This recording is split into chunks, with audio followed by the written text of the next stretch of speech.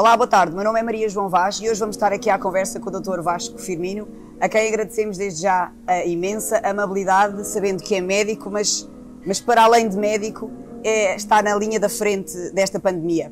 Hoje vamos dar aqui algumas respostas a algumas questões que os nossos sócios fizeram através da nossa aplicação. Aceita o nosso desafio? Vamos a isso. Vamos embora. Então, temos aqui uma questão que é comum a 3 dos nossos sócios, a Maria, que é a nossa sócia de Marco Canaveses, o Daniel Horta, que é sócio de Évora, e a Sónia Veloso, que é uma nossa sócia em Braga. E eles questionam o seguinte: após uma infecção pelo vírus SARS-CoV-2, que provoca a doença Covid-19, podendo desenvolver uma pneumonia, quais as sequelas mais prováveis nos pulmões? Enquanto médico, qual é a sua opinião, Dr. Vasco?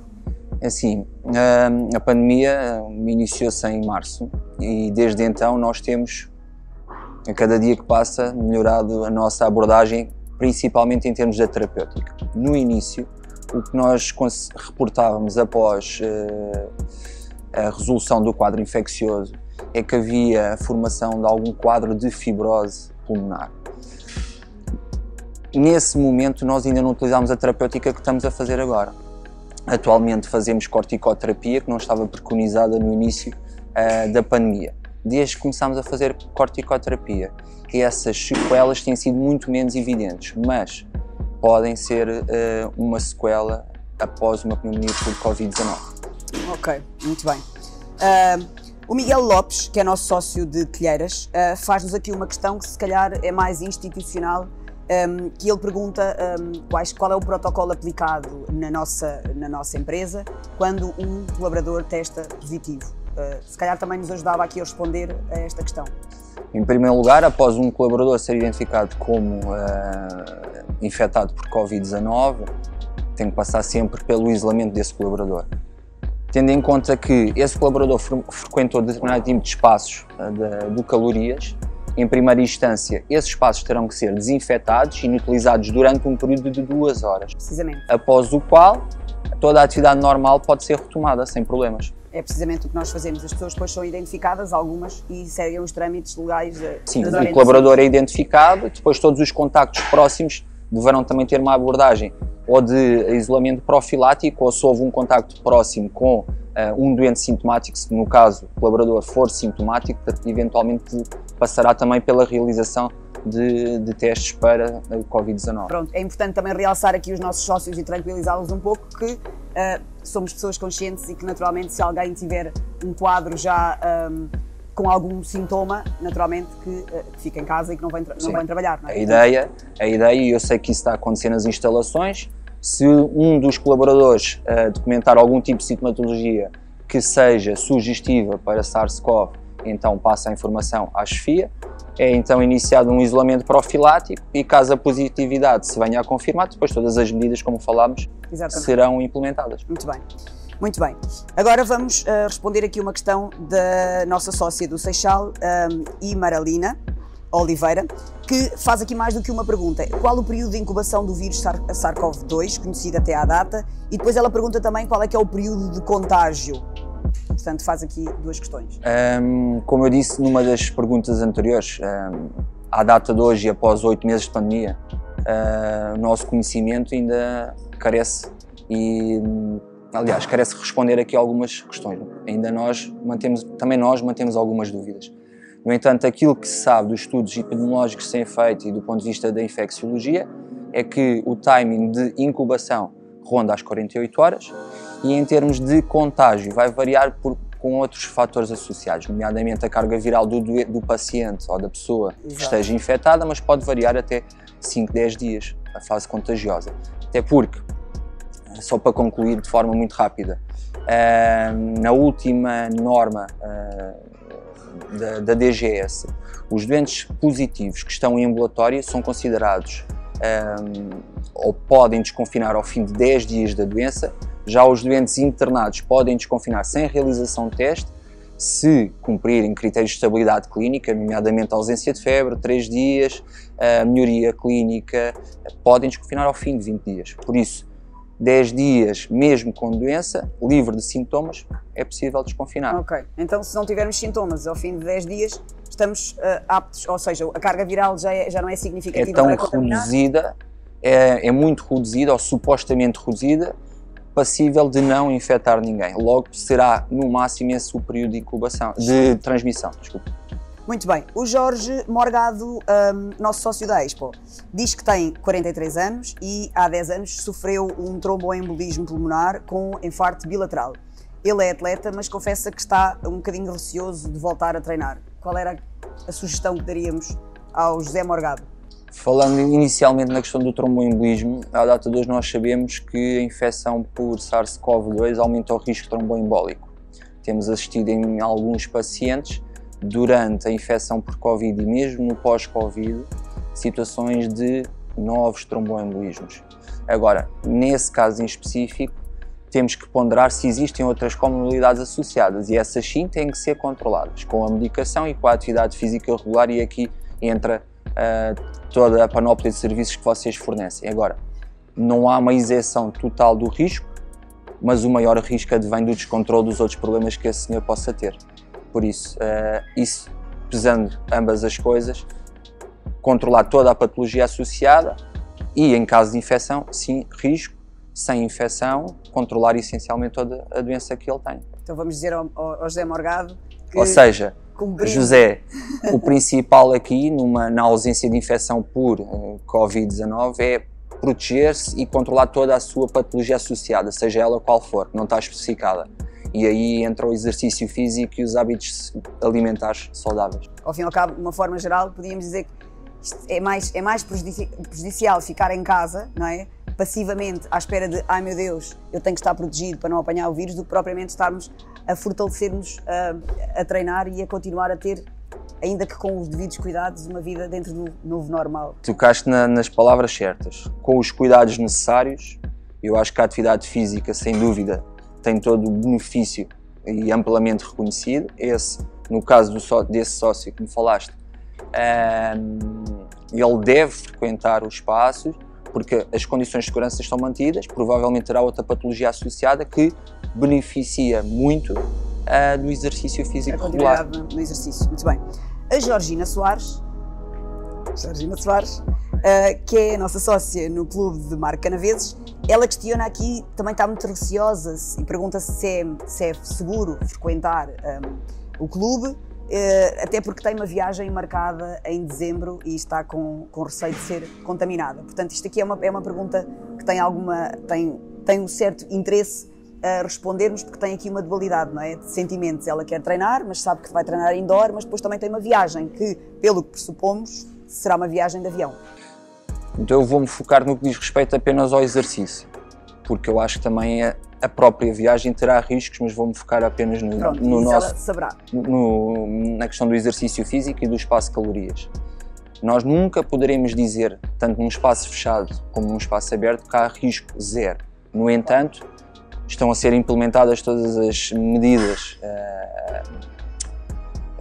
proferidas pela Direção-Geral de Saúde no que diz respeito à taxa de ocupação, ao distanciamento entre clientes, material de desinfecção individualizado, medição de temperatura, para diminuir ao mínimo uma possível situação de contágio dentro do espaço. Calculando tudo isso, eu penso que é seguro frequentar o espaço, não estaria aqui também a dar-vos a minha colaboração. E estamos aqui à distância de segurança também, os dois sem máscara a conversar, certo? Cerca de 1,5 m. Exatamente, muito bem. A Maria Rochinol, que é a nossa sócia de Évora, questiona sobre se é essencial suplementar com vitamina C ou vitamina D3 para melhorar as defesas do nosso organismo. Isto é uma questão que muitas vezes as pessoas usam quase como panaceia, não é? Todos nós carecemos de vitaminas, mas isso é tudo fruto da nossa alimentação. Se nós fizermos uma alimentação equilibrada, não vamos precisar, muito provavelmente, de suplementos vitamínicos, a não ser em situações muito específicas. Aquilo que que é reconhecido, aliás, e está no portal da Direção-Geral de Saúde, é que tanto a vitamina C como a vitamina D não têm base científica para fortalecer o sistema imunitário numa situação ou não diminuem a probabilidade de infecção por SARS-CoV-2. Não faz mal também, não é? Mais ou menos. Podem ser úteis em situações específicas. Se houver uma situação em que haja uma carência dessas vitaminas, tomá-las. Terá que ser suplementado, mas uma... não com o objetivo de Sim. suplementar, Sim. com o objetivo de melhorar o sistema Ou imunitário seja, para combater. Não há uma relação direta de consumo via Vitaminas, logo, diminuição do risco para Ok, SARS-CoV. Muito bem. Tu Salidas, sócio de Gaia, diz que já testou negativo, está fora do isolamento, portanto, supomos que tenha testado positivo algures, não é? Já se sente descansado e já está com vontade de retomar os seus treinos. Ele pergunta se é necessário fazer algum teste, já respondemos para voltar a treinar, portanto já o Dr. Vasco já Pelo que está respondeu. descrito, ele neste momento cumpre os critérios de cura para SARS-CoV. Dado isso, Já pode vir treinar frequentar o tranquilamente. espaço sem nenhuma indicação adicional. Muito bem. E, por fim, temos a nossa sócia Lígia Delgado, que gostaria de saber como é que fica o nosso sistema imunológico, ou neste caso um paciente, após a recuperação do Covid-19. É verdade que o sangue fica diferente? Não há nenhuma relação direta entre uma situação de infecção por Covid-19 e, após essa infecção, uma maior debilitação ou debilidade do sistema imunológico. Quanto à segunda questão, o sangue fica diferente. Vai de encontro àquilo que eu respondi anteriormente. Numa fase aguda da doença ou pós-aguda, há um maior risco tromboembólico. Poderá ter sido isso que ela questionou. Digamos que o sangue fica mais viscoso para que as pessoas possam entender e com isso o maior risco de fenómenos tromboembólicos. Muito bem. Dr. Vasco, já agora uma curiosidade até quase que particular. Onde é que têm surgido estes novos casos agora de contágio? Nós temos assistido ao longo das últimas 2, 3 semanas um aumento exponencial do número de novos casos. E os estudos que têm sido feitos, nomeadamente do ponto de vista epidemiológico, reportam que estes novos casos têm vindo em dois sentidos, ou têm surgido em dois sentidos, quer pela falta ou a ausência do uso de máscara, Okay. e isso tem-se verificado essencialmente em ajuntamentos familiares, grupos de amigos, principalmente em situações de ausência de proteção. Não tem havido nada a reportar propriamente espaços fechados específicos onde se estão a manter as condições de segurança. Isto é só para chamar a atenção que é mais um argumento a favor para, em situação como a nossa, em que as condições de segurança estão garantidas, as pessoas devem frequentar o espaço. E depois, em situações de convívio com amigos, familiares, protejam-se, cumpram o distanciamento social, cumpram estas indicações que têm vindo a cabo por parte da DGS no que diz respeito ao número de pessoas, ao número de pessoas que fazem parte desse mesmo ajuntamento, e não tenham receio de frequentar os espaços onde as medidas de segurança são asseguradas. É desafiante, sem dúvida nenhuma. Não podemos estar com os amigos, termos que estar com imensas precauções com famílias, porque ao fim e ao cabo todos nós que coabitamos, não é? No seio de uma família, todos nós temos outras relações porque temos trabalhos noutros sítios, não é? E que nos envolvemos com outras pessoas, e é desafiante, efetivamente, Claro que sim, no âmbito, aliás, no seio familiar, ninguém pode assegurar que não haja uma situação de infecção. Claro. Agora, se todos nós, desse núcleo familiar, fora do nosso habitat, cumprirmos ética comportamental, não é? Cumprirmos aquilo que está regulamentado, muito provavelmente não nos infectaremos na rua e podemos estar com alguma segurança dentro do nosso espaço. Por isso eu acho que passa essencialmente pelo cumprimento das normas de segurança, quer fora, ou seja, em espaços abertos, e aí é que a maioria dos casos tem verificado dos não cumpridores, e depois em situações de ausência de proteção no âmbito familiar, nós termos os cuidados mínimos. Não tem havido nada reportado no que diz respeito a espaços fechados, como calorias, por exemplo, em que as medidas de segurança são acauteladas. Novos casos não têm sido reportados em situações destas. Muito bem, obrigada. E agora, por fim, temos aqui só um pequeno desafio, que é fazermos aqui um comentário, fazer o doutor aqui um comentário. Também podes fazer. Ao que é o presidente da Lung Foundation Austrália, eu tirei aqui um excerto do The Guardian, que é o Dr. Christine Jenkins, que ele diz, que explicou que a pneumonia derivada da infecção por Covid-19 é diferente da variante mais comum, pela qual as pessoas tendem a ser admitidas nos hospitais, e que até agora as provas apontam para que a pneumonia resultante do novo coronavírus seja particularmente mais severa e seja capaz de atingir os pulmões de um todo, ao invés de afetar apenas algumas partes. Ele diz, para além disto, que quando a infecção, a primeira resposta do corpo é tentar destruir o vírus e limitar a sua propagação, que é um mecanismo de defesa imediata que pode não funcionar em pessoas com problemas cardíacos e pulmonares ou com diabetes ou idosos. A idade é o principal preditor. A pneumonia é sempre mais grave para uma pessoa idosa, disse ainda Christine Jenkins. Que o nosso objetivo era fazermos aqui algum comentário ao que este professor doutor fala. Ok, assim, em primeira instância referi que a pneumonia por Covid-19 é uma pneumonia viral e em termos de disseminação brônquica tem um comportamento diferente das pneumonias bacterianas. Isso ia justificando a questão de termos um envolvimento na globalidade dos pulmões. As pneumonias virais têm um comportamento diferente em termos de disseminação comparativamente com as pneumonias bacterianas. Não são melhores nem piores, são diferentes. As gravidades são diferentes. Esta pneumonia por SARS-CoV tem um comportamento mais difuso a nível pulmonar e atinge predominantemente quer a periferia, quer as bases dos pulmões, que é onde se dá a maioria das trocas gasosas, digamos assim, e tem maior implicação nos níveis de oxigênio. Tem um comportamento diferente das pneumonias bacterianas e pode eventualmente ter uma gravidade diferente. Daí ela, com sintomas não muito intensos, haver a necessidade da ventilação exatamente pelo quê? As pneumonias virais e as pneumonias bacterianas, quando têm um curso agressivo, uma evolução desfavorável, tendem a ter a necessidade pode haver a necessidade de ventilação não invasiva ou posteriormente a ventilação invasiva. Então é nada de extraordinário. As gravidades diferem e não podemos analisar a situação só pela pneumonia. Temos que pensar sempre no indivíduo que tem esse problema, nomeadamente, e vamos pegar na idade. Sabemos, à data de hoje, que a idade é o principal fator de risco independente para uma maior gravidade em situação de pneumonia por Covid. Posteriormente, a patologia cardiovascular, e já estamos a responder ou estamos a comentar toda essa afirmação.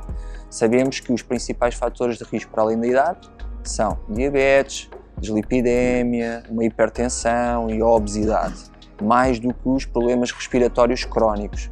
Daí a grande importância do controle de toda essa patologia. O que é que falta responder ou comentar? Ele fala basicamente que quando a infecção, a primeira resposta do corpo é tentar destruir o vírus e limitar a sua propagação, que é um mecanismo de resposta imediata que pode não funcionar em pessoas com os tais problemas cardíacos e pulmonares ou com diabetes ou idosos. Eu não concordo plenamente com a forma como essa afirmação foi feita. E porquê? Todos nós temos uma resposta imunitária inata, que é a nossa primeira barreira de defesa a todos os patógenos existentes, vírus, bactérias, o que for. O que nós sabemos é que quando existem, aliás, muitas comorbilidades associadas, e associadas também a uma idade já mais avançada, o nosso sistema imunitário está eventualmente mais débil. Daí que haja maior risco para as pessoas mais idosas e com problemas cardiovasculares não controlados. É aqui que nós entramos com o desporto, mais uma vez, o culminar desta nossa conversa, a mim leva-me a que acredite cada vez mais no poder que tem a termos uma vida saudável e fazermos boas escolhas na nossa vida, através da alimentação e do exercício, não é? Para tentarmos... Eu acho que é fundamental. Nós sabemos que existem cuidados adicionais que temos de ter. A questão do distanciamento social, o uso de máscara em determinadas situações, e todas elas já foram mais do que identificadas e referidas até pela comunicação social. Agora, numa situação de pandemia como estamos a viver, também temos que manter todos os outros cuidados necessários. Continuamos a ter uma vida, continuamos a ter situações de muitos doentes com hipertensão não controlada, diabetes não controlada, obesidade a progredir pelo sedentarismo. Exatamente. Que a pandemia trouxe. Exatamente. Daí que seja necessário, em condições de segurança, sempre manter a atividade física regular e os bons hábitos alimentares. E aí vocês entram. Muito bem. Vamos continuar a entrar, vamos continuar a prestar o nosso serviço. Queríamos agradecer mais uma vez termos estado aqui à conversa com o Dr. Vasco Firmino e prometemos estar aqui dentro em breve. Obrigado e sempre que for necessário estou aqui para colaborar neste sentido. E boa sorte para este combate, para esta batalha. Há muito pela frente ainda. Muito pela frente. Obrigado.